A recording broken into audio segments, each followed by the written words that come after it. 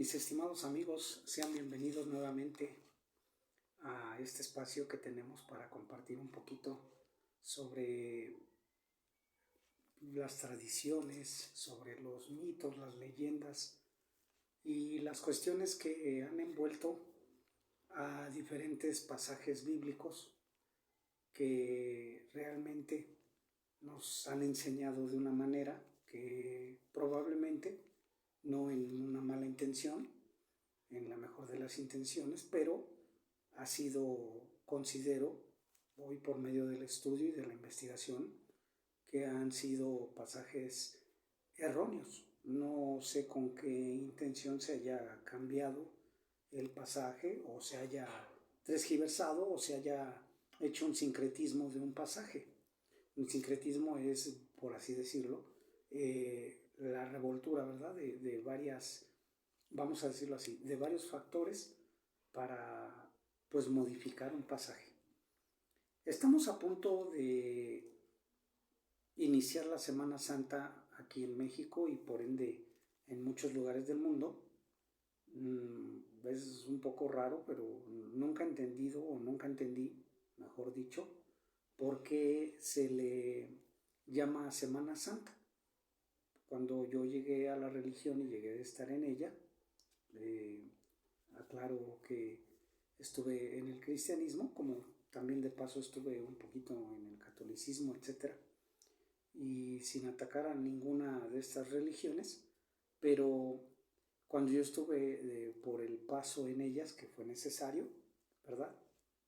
Me enseñaron de una forma que la verdad es que no, pues vamos a decirlo así, no investigaba, no profundizaba, solo leía la Biblia, reitero, lo cual en un principio pues es necesario, pero después debe de venir esa inquietud por investigar lo que creemos, si está bien dicho, si está transgiversado, si no es así como comprendemos el pasaje, etc.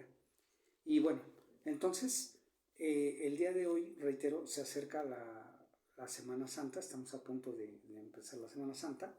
Y bueno, yo quise hacerme una pregunta desde hace mucho tiempo y dije, ¿de dónde vendrá ese nombre, ¿no? De Semana Santa? Y un poquito en la tradición católica estuve buscando de dónde venía este concepto llamado Semana Santa. Y bueno, es porque, según la tradición católica, reitero, dice que es el triduo pascual, así le llaman. ¿Qué significa eso? Bueno, significa la presencia de Jesús entre nosotros, así lo dice la tradición católica, el que Jesús haya muerto por los pecadores, segundo punto, y el tercer punto es la resurrección de Jesús 3 días después de que lo asesinaron. Después ya no pude hallar más información, me refiero a que no hay datos más extensos, ¿verdad? Para poder decir por qué se le llama Santa esa semana. Pero, reitero, la tradición dice que es porque fue la última semana de vida de Jesús en la tierra, ¿verdad? Y después todos conocemos de su asesinato, de su muerte. Pero bueno, eso es lo que pudimos investigar un poco, ¿verdad? Pero yo pienso que, bueno, dicen Semana Santa y para un servidor yo creo que todas las semanas deberían de ser en una forma de vivir santa. Pero bueno, reitero, esas son las costumbres y las tradiciones de las religiones, lo cual es respetable, lo cual ayuda en su momento, pero reitero, un servidor nunca se ha quedado, por así decirlo, estancado en lo que le digan nada más, sino que aprendí a investigar, aprendí a estudiar, pero también con toda humildad aprendí a decir no sé por qué le llaman así a esto, le llaman así al otro, y pregunté con personas que viven, ¿verdad? Por así decirlo, que viven literal en Jerusalén. Personas que me pudieron y me pueden haber instruido hasta el día de hoy, me pueden instruir para poder hacer un comentario y que quizá no es como yo pensaba el pasaje que en turno nos toca investigar. Es por eso que, reitero, estamos por iniciar entonces la Semana Santa aquí en México, que aproximadamente empieza el domingo 24 de marzo y termina el 31 de marzo, ¿verdad? Reitero, con lo que se conoce como el Domingo de Resurrección o el Día de Resurrección de Jesús. Bueno, temas tenemos, usted se dará cuenta, que investigar, pero demasiados. Y hoy vamos a investigar lo que sería la entrada, como se le menciona en muchos evangelios, ¿verdad? En los 4 evangelios se menciona la entrada triunfal a Jerusalén, la entrada de Jesús a Jerusalén, la última semana de su vida, de estancia aquí en la tierra. Y bueno, pues entonces vamos a adentrarnos un poquito en este pasaje.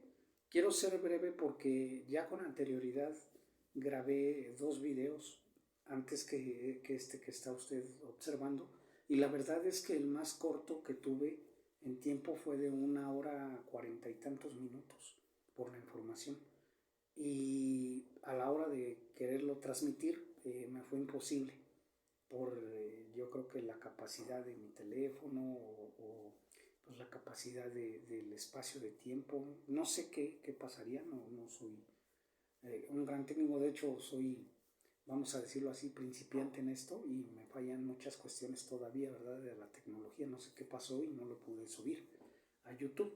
Entonces voy a hacer este video que es mucho más corto, pero quiero enfocarme en los puntos necesarios para que usted, ¿verdad?, pueda investigar más a fondo que un servidor y pueda sacar sus propias conclusiones. El efecto de este video es meramente informativo, ¿verdad? Le voy a dar algunos datos y usted los corrobora porque ya lo hemos platicado anteriormente. Mi responsabilidad es estudiar, es transmitir un conocimiento, es preguntar, es indagar, pero digamos que esa es mi responsabilidad. Pero su responsabilidad es corroborar todo lo que vamos a tocar en los puntos en este video. Pero no solo eso, sino usted puede investigar todavía aún más y puede aportarme también valiosa información, que lo será seguramente. Pues yo le voy a estar muy agradecido porque dice la misma escritura, ¿verdad? Da al entendido y será más entendido todavía, ¿verdad? Con humildad lo recibiremos, lo analizaremos y probablemente seguro que usted me enseñe más cosas de las que se me pudieron escapar en este video y que no las dije por tiempo, por que se me hayan pasado, no porque carezcan de importancia, ¿verdad? Pero bueno, vamos a entrar entonces de lleno a la escritura, a lo que relata la Biblia, también aclarando que las personas que, vamos a ponerlo así, coloquialmente hablando, le metieron mano a la escritura, no, hasta el día de hoy no entiendo por qué hicieron esto. No sé cuál haya sido su intención. Desde luego, necesitaría yo preguntarles si el día de hoy no están vivos. Pero yo quisiera saber cuál fue la intención, porque se hizo un sincretismo, reitero, la unión de muchos factores para poder hacer uno. Y usted va a saber de qué le hablo. Entonces, a través de este estudio, reitero, vamos a informarnos un poquito más y vamos a ver otro punto de vista de lo que es la Semana Santa, o lo que le llaman Semana Santa, y lo que fue la última vida de Jesús en la tierra. Bueno, vamos a ir al pasaje que está en Mateo, en el capítulo 21. Voy a leer un poquito rápido y usted en su casa me apoyará con los siguientes pasajes, que solo voy a citarlos, reitero, porque si no me alargo un poquito en la lectura. Y bueno, pues quiero tocar los puntos, reitero, de investigación para que nos pueda quedar claro algo. Entonces, dice en Mateo 21, dice, cuando se acercaron a Jerusalén y vinieron a Betfagé, así dice, Betfagé, al monte de los olivos, Jesús envió 2 discípulos, diciéndoles, id a la aldea que está enfrente de vosotros. Lo estoy leyendo de la Biblia Reina Valera, así como está despañolada, y no me voy a saltar ninguna palabra, aunque lógicamente sabemos que este no es el lenguaje original que se usaba, desde luego, en Jerusalén y que usó Jesús. Pero bueno, dice, id a la aldea que está enfrente de vosotros, y luego hallaréis una asna atada y un pollino con ella. Desatadla y traédmelos. Y si alguien os dijera algo, decid, el Señor los necesita, y luego los enviará. Y luego dice en el 4, todo esto aconteció para que se cumpliese lo dicho por el profeta cuando dijo, decida la hija de Sión, he aquí tu rey viene a ti, manso, y sentado sobre un asna, sobre un pollino, hijo de animal de carga. Y los discípulos fueron e hicieron como Jesús les mandó, y trajeron el asna y el pollino, y pusieron sobre ellos sus mantos, y él se sentó encima. Y la multitud, que era muy numerosa, aquí hace un énfasis Mateo de que era muy numerosa, tendía sus mantos en el camino, y otros cortaban ramas de los árboles, ¿sí? Y las tendían en el camino, y la gente que iba delante y la que iba detrás aclamaba diciendo, Hosana al Hijo de David, bendito el que viene en el nombre del Señor, Hosana en las alturas. Cuando entró él en Jerusalén, o sea Jesús, toda la ciudad se conmovió diciendo, ¿quién es este? Y la gente decía, este es Jesús el profeta de Nazaret de Galilea. Ok, rápidamente quiero pasar al siguiente pasaje que tengo como referencia, que está en Marcos, en el capítulo 11, y dice así, cuando se acercaban a Jerusalén junto a Betfagé y a Betania, frente al monte de los olivos, Jesús envió 2 de sus discípulos. Hasta ahí coordinamos con el pasaje de Mateo. Y les dijo, id a la aldea que está enfrente de vosotros, y luego que entréis en ella, hallaréis un pollino atado, en el cual ningún hombre ha montado, desatadlo y traerlo. Y si alguien os dijere, ¿por qué hacéis eso? Decid que el Señor lo necesita y que luego lo devolverá. ¿Verdad? Y dice, fueron y hallaron el pollino atado afuera de la puerta, en el recodo del camino, y lo desataron. Y uno de los que estaba allí les dijeron, ¿qué hacéis desatando el pollino? Ellos entonces les dijeron como Jesús había mandado, y los dejaron. Y trajeron el pollino a Jesús y echaron sobre él sus mantos, y se sentó sobre él. También muchos tendían sus mantos por el camino, y otros cortaban ramas de los árboles y las tendían por el camino. Y los que iban delante y los que venían detrás daban voces diciendo, Hosana, bendito el que viene en el nombre del Señor. Bendito el reino de nuestro padre David que viene. Hosana en las alturas. Y entró Jesús en Jerusalén y en el templo, y habiendo mirado alrededor todas las cosas, como ya anochecía, se fue a Betania con los 12.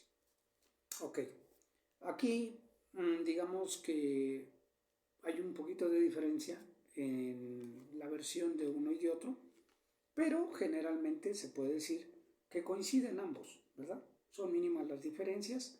Lo que sí hace hincapié es que recibían a Jesús cortando hojas de los árboles y lo recibían con un canto, ¿verdad? Que más adelante le voy a explicar cómo se llama ese canto o esos cantos que están en el Salmo 118 y que hacen referencia a la palabra Hosana, que probablemente usted no tenga una comprensión qué signifique esa palabra, ¿verdad? Entonces, esa palabra, vamos a llamarlo así, al español fue traducida o se traduce como salva, oh rey, te rogamos. Salva, oh rey, te rogamos. Y la plegaria se hace aún en los días de hoy dirigida al Creador. Pero se hacían estos cantos también, ya le estoy explicando un poquito, ¿verdad? Se hacían estos cantos para recibir a las personas que en ese momento y en ese tiempo en el pueblo de Israel estaban sufriendo la opresión romana, la invasión romana, y que le pedían al Creador entonces un Salvador. Y cuando hablo de un Salvador, no es como la religión el día de hoy nos ha enseñado que el Salvador que espera al mundo, religiosamente hablando, es un Salvador de almas, es un Salvador del corazón, de la mente. ¿verdad? Porque eso se nos enseña en la religión. Pero si usted hace una pregunta a un judío que hasta el día de hoy están esperando a un Salvador, se va a referir siempre, en la mayoría de los textos bíblicos, se va a referir siempre a un Salvador en el ámbito político. Están esperando pues entonces a una persona del ámbito político que los quite de la opresión que tienen hasta el día de hoy. Para ellos, para los judíos, es un concepto básico siempre que se hable de un Mesías. No se va a hablar de un Mesías, de una persona que venga a salvar almas, sino que se habla de un Mesías que va a libertar al pueblo de Israel. Y no solo eso, sino que va a unificar a los esparcidos, ¿verdad?, del pueblo de Israel, y los van a reunir, o los va a reunir, va a tener la capacidad de reunirlos, ¿verdad?, como una hermandad, como un pueblo, como una nación, ¿verdad? Porque esta promesa también está plasmada en la Biblia, en el libro que conocemos como Deuteronomio, de Devarim, y es una promesa de parte del Creador que esparcirá a todo su pueblo por el mundo, pero con amor los va a traer para que conozcan de Él, para que vean la paz, el amor, etc. Bueno, le explico todo esto porque, como se da cuenta usted, entonces el pueblo de Israel estaba esperando un libertador, reitero, que los, valga la redundancia, que los libertara del oprobio o de la opresión romana que estaba en ese momento, del Imperio Romano, ¿verdad? Pero bueno, ese canto, Hosana, ya le expliqué, que significa salva, oh Rey, te rogamos, y se refieren, reitero, al Creador.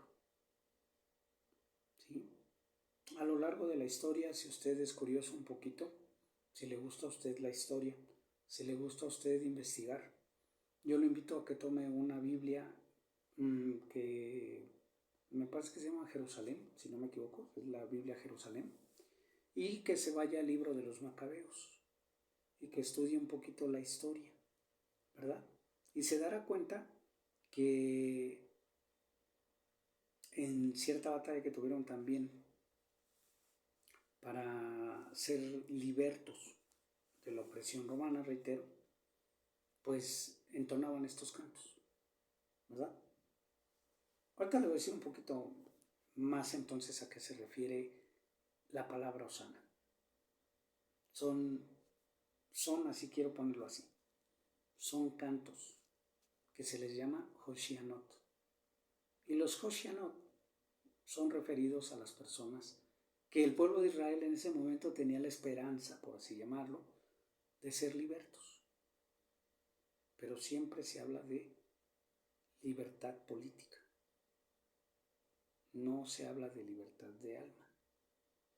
No se habla de libertad de mente o de las cadenas de opresión, como le llaman religiosamente. No, a eso no se refiere. Y bueno, pues entonces vamos a entrar al siguiente pasaje que está en Lucas. Rápidamente reitero porque si no el tiempo se nos sigue extendiendo y entonces va a ser muy difícil que yo le pueda explicar por motivos del tiempo todo esto que quiero que quede usted bien enterado, ¿verdad? Bien informado.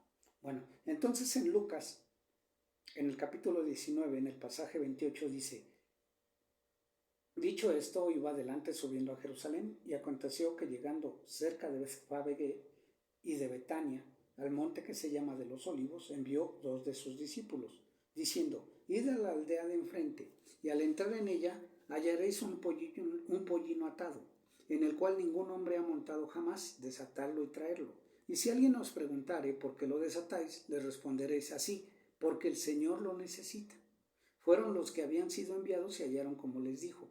Y cuando desataban el pollino, sus dueños les dijeron: ¿por qué desatan al pollino? Ellos dijeron: porque el Señor lo necesita. Y lo trajeron a Jesús, y habiendo echado sus mantos sobre el pollino, subieron a Jesús encima. Y a su paso tendían sus mantos por el camino. Cuando llegaban ya cerca de la bajada del monte de los olivos, toda la multitud de los discípulos, gozándose, comenzaron a alabar a Dios a grandes voces por todas las maravillas que habían visto, diciendo: bendito el Rey que viene en el nombre del Señor, paz en el cielo y gloria en las alturas. Entonces algunos de los fariseos de entre la multitud le dijeron: Maestro, reprende a tus discípulos. Él respondiendo les dijo: les digo que si estos callaran, las piedras clamarán o clamarían. Y cuando llegó cerca de la ciudad, al verla lloró sobre ella, diciendo: o si también tú conocieses, por lo menos en este día, lo que es para tu paz, mas ahora está encubierto de tus ojos, porque vendrán días sobre ti, cuando tus enemigos te rodearán con vallado, y te sitiarán y por todas partes te estrecharán, y te derribarán a tierra, y a tus hijos dentro de ti, y no dejarán en ti piedra sobre piedra, por cuanto no conociste el tiempo de tu visitación.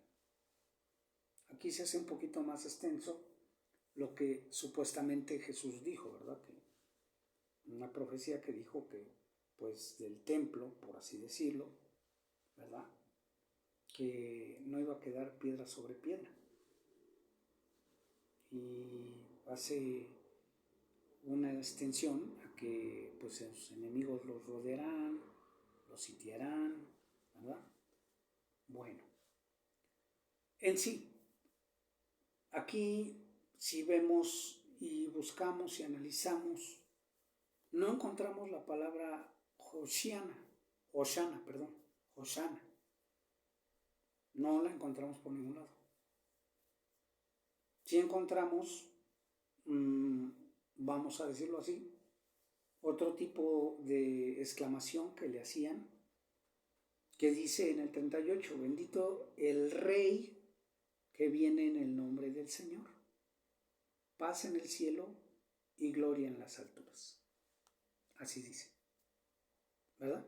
Ahora vamos a verlo, porque ya vimos que hay un poquito más de diferencia. Ahora usted me puede decir, es que son evangelios sinópticos. Cada uno de estos vio diferentes cuestiones y las fue anotando.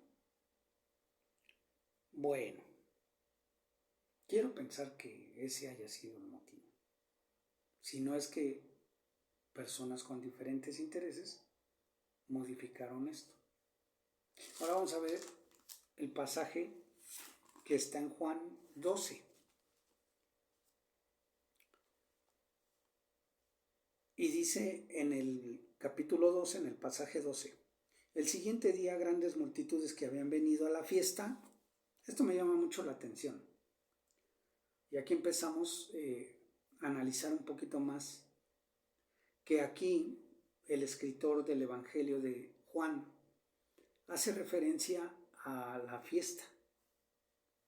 Y usted puede decir, ¿a qué fiesta?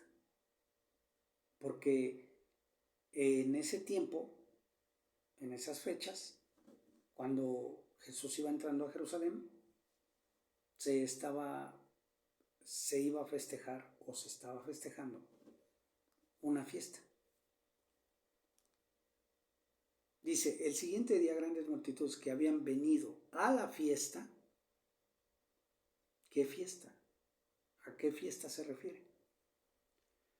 Si usted es un investigador de la Escritura, se va a dar cuenta que Jesús, igual que sus discípulos y que todo el pueblo, la mayoría del pueblo, iba a festejar una fiesta llamada Pesaj.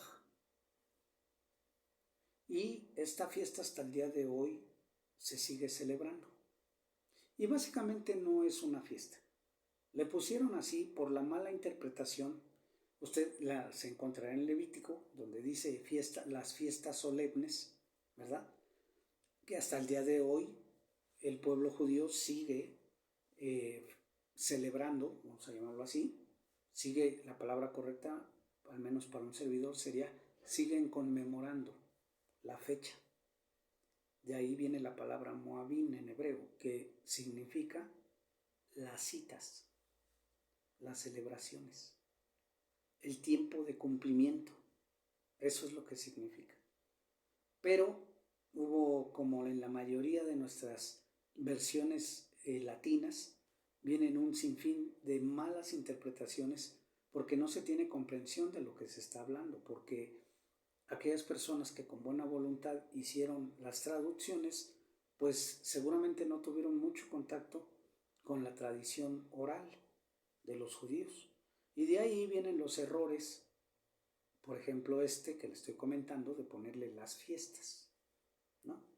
Y entonces dice que habían venido a la fiesta de Pesaj. ¿Qué es Pesaj? ¿Cómo se tradujo al español, por así decirlo? Bueno, la fiesta de Pesaj es la fiesta que conocemos como Pascua. La palabra Pesaj significa pasa de largo. ¿A qué se refieren? Bueno, usted recordará un poquito que cuando iba a ser liberto, por así llamarlo, liberto el pueblo, puedo llamarle el pueblo de Israel, o el pueblo judío, o el pueblo de los hebreos, ¿verdad? Quiero decirle que en ese momento iban a salir de Misraim, o sea, de Egipto, de lo que se conoce como Egipto. Iban a salir y el ángel de la muerte en la última plaga, ¿verdad? Iba a acabar con la vida de los primogénitos si en el dintel de las puertas no estaba la sangre del cordero. Ya analizaremos más adelante si eso lo mandó el Creador o fue invención humana. Está muy en duda, pero bueno, eso será cuestión de otro video. Entonces, pasa el ángel de la muerte por las casas en donde estaba la sangre en los dinteles. Eso se celebra como Pesaj. Y se comen panes, ¿verdad? El famoso pan Hashimot, que son sin levadura, las hierbas amargas, y etcétera. Una tradición que tenían los judíos y que está escrita en Levítico, reitero, en el libro de Levítico. Y ahí vemos las ordenanzas que supuestamente el Creador le dio a Moisés, para que la siguieran como una tradición, como una fiesta, como un moabín, como una celebración. Y bueno, entonces en el tiempo de Jesús, recordemos que Jesús viene de, por así llamarlo, de la religión o de la forma de vida judía, ¿verdad? Y por ende, pues las tradiciones que tenía el pueblo también las tenía él y las practicaba, ¿verdad? Las vino a practicar también. Entonces, él iba a celebrar lo que se conoce como Pascua. Reitero, llamado Pesaj, correctamente, ¿verdad? Entonces dice, venido a la fiesta al oír que Jesús venía a Jerusalén, tomaron ramas de palmera. Aquí me llama mucho la atención